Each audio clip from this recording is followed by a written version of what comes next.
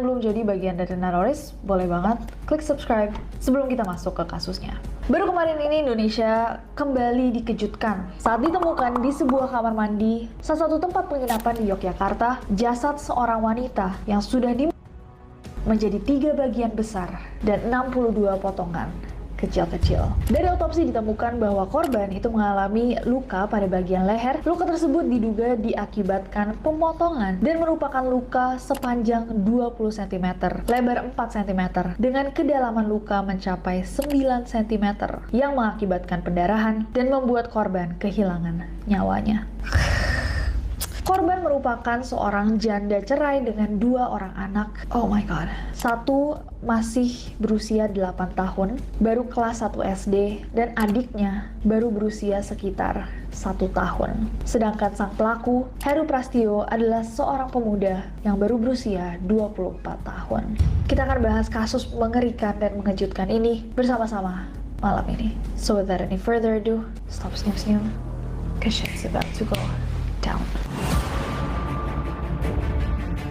Jadi guys, Polda Daerah Istimewa Yogyakarta itu mendapatkan laporan pada Minggu 20 Maret tahun 2022 kemarin dari pihak manajemen salah satu tempat penginapan di Yogyakarta. Mereka itu curiga karena ada satu kamar nih yang lampunya menyala tapi kelihatannya nggak ada orang di dalamnya. Nggak ada aktivitas sama sekali. Akhirnya dilaporkan sama mereka ke polisi. Dan ini merupakan timeline dari apa yang terjadi hari itu. Jam 1 siang. Baik, selamat pagi. Perkenalkan, nama saya Lydia Fantri Murni.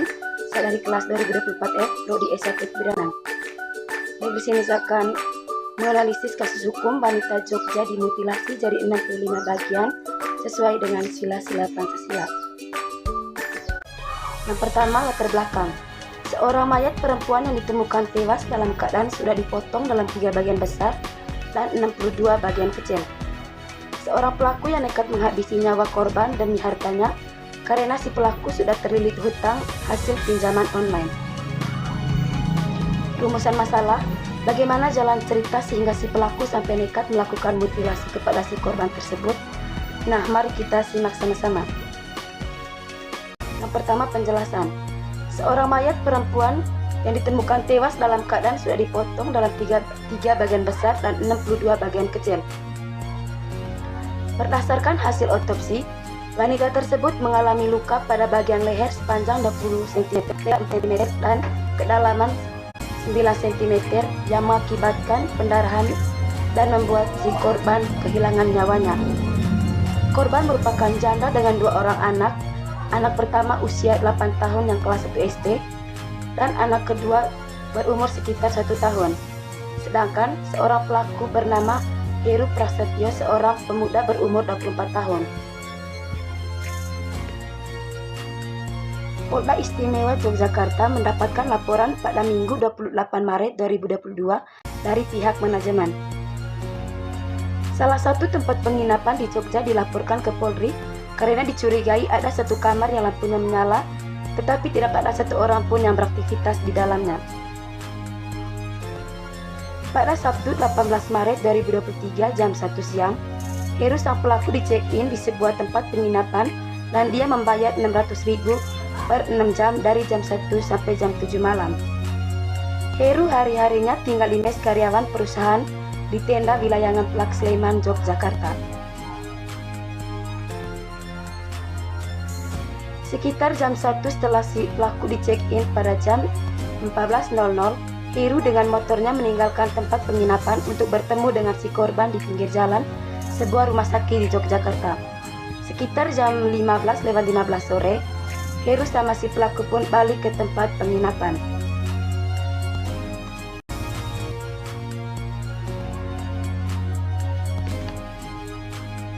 Diperkirakan dari jam 15:15 sampai jam 19.00, itulah waktu kejahatan terjadi. Menurut keterangan di Reskrimum Polda Daerah Istimewa Yogyakarta, Kombes Pol Nuredi Irwansyah Putra, kejahatan ini dimulai saat si pelaku memukul korban dengan pembesi di bagian belakang kepala. Hal ini dilakukan ketika si korban hendak bersiap-siap untuk berhubungan badan. Melihat si korban yang sudah tidak berdaya lagi, Heru pun langsung menghabisi si korban menggunakan senjata tajam yang sudah ia siapkan sebelumnya. Selanjutnya, ia membawakan si pelaku ke kamar mandi untuk dilakukan mutilasi tersebut. Di tengah ia melakukan mutilasi tersebut, pada pukul 19.00, Heru pun sadar waktunya tidak cukup. Akhirnya dia sempat keluar menemui resepsionis dan tempat penginapan diperpanjang. Setelah itu, Heru pun kembali ke mesnya di wilayah Ngemplak dan menuliskan sebuah surat. Pada 19 Maret 2023, ia pun melarikan diri ke kampungnya di Temanggung, Jawa Tengah. Di hari yang sama pas ia melarikan diri, para petugas penginapan dan polisi menemukan korban di dalam kamar mandi dalam keadaan sudah dipotong, dan di tempat itu juga ditemukan KTP Heru dan kemudian si Heru pun dibekukan.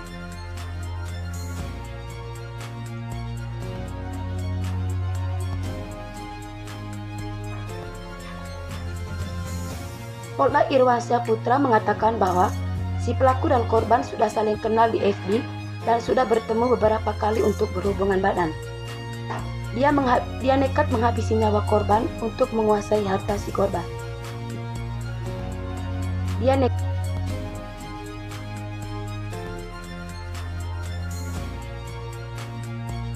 Pelaku sudah terlilit hutang hasil pinjaman online dalam 3 aplikasi yang berbeda sebesar 8 juta. Ternyata si korban bekerja di Akasa Pura selama 4 tahun terakhir. Si pelaku pun akhirnya dijerat hukuman dengan pasal 340 KUHP tentang pembunuhan berencana dengan pidana seumur hidup.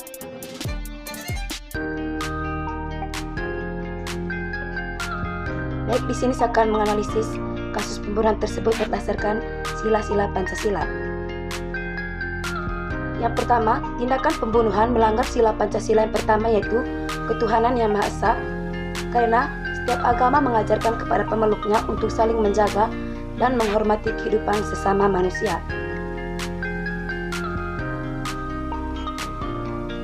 Pembunuhan adalah suatu tindakan sewenang-wenang dan melanggar nilai dari sila Pancasila yang kedua, yaitu kemanusiaan yang adil dan beradab, karena ini berkaitan dengan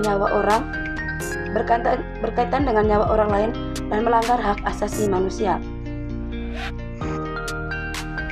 Yang ketiga, sila ketiga Persatuan Indonesia.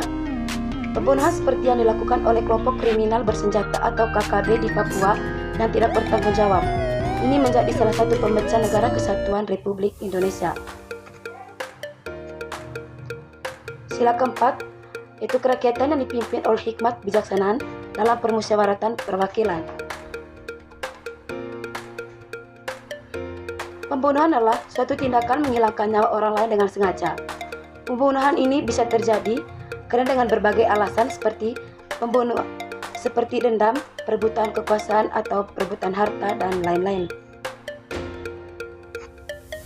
Yang kelima, pembunuhan melanggar nilai sila kelima, yaitu keadilan sosial bagi seluruh rakyat Indonesia, karena pada kasus pembunuhan pelaku telah melanggar nilai keadilan korban secara brutal dan tidak mempunyai sikap adil bagi korban yang telah dibunuhnya.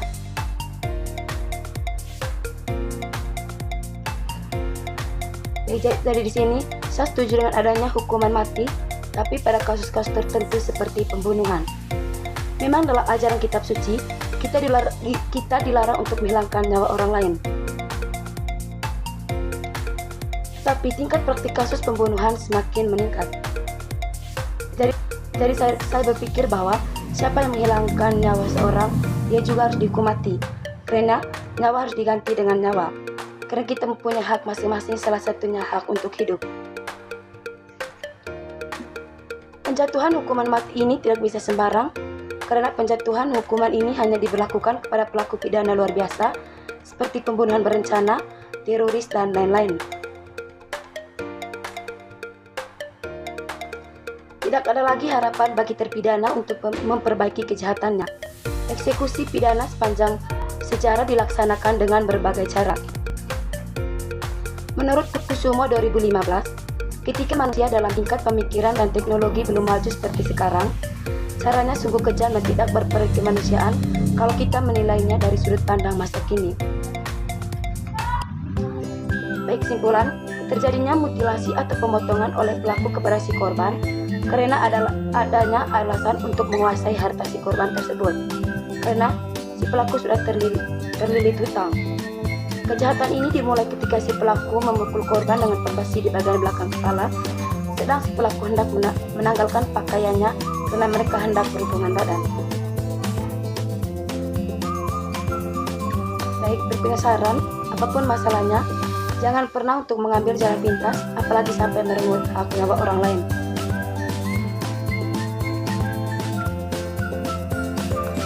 Baik, sekian dulu analisis kesadar saya. Jadi dari sini kita bisa belajar bahwa tidak semua orang baik mempunyai niat baik. We will be special to the right person.